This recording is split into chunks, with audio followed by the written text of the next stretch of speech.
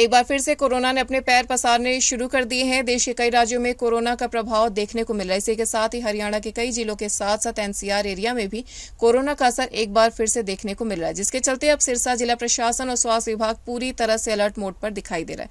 हालांकि सिरसा जिला में अभी तक कोरोना का कोई भी मामला सामने नहीं आया है, लेकिन फिर भी एहतियात के तौर पर स्वास्थ्य विभाग आमजनों को कोरोना से बचाव के लिए जागरूक भी कर रहा है।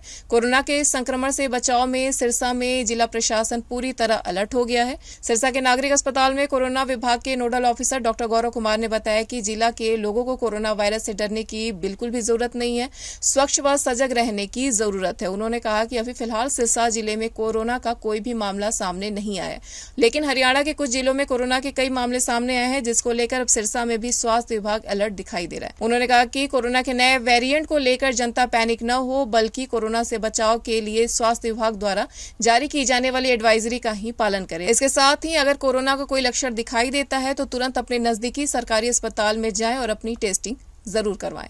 News desk anvil live. Covid से रिलेटेड अपने सबसे पहले तो हमारी डीजी साहब के साथ वीसीज हो रही हैं दिल्ली, तो उसमें निर्देश दिए गए हैं कि कोविड अप्रोप्रिएट बिहेवियर, जो कि पिछली बारी जब कोविड आया था तो इसके बारे में काफ़ी पता है कि कोविड अप्रोप्रिएट बिहेवियर जो है वो यूज़ किया जाए।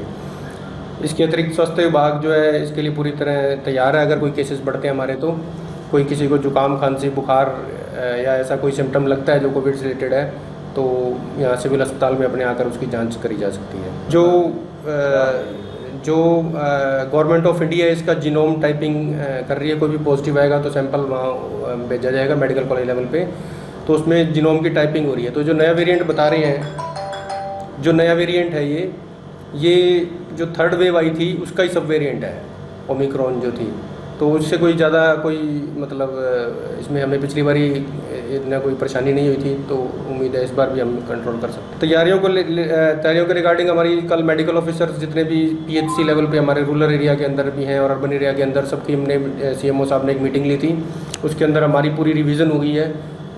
जो पहले एक्टिविटीज़ करी थी उसको रिवाइज़ कर दिया गया, और हमारी जो कुछ स्टाफ उसके बाद हमारा आया है, नया स्टाफ आया है, तो उनकी ट्रेनिंग के निर्देश जारी करे गए हैं।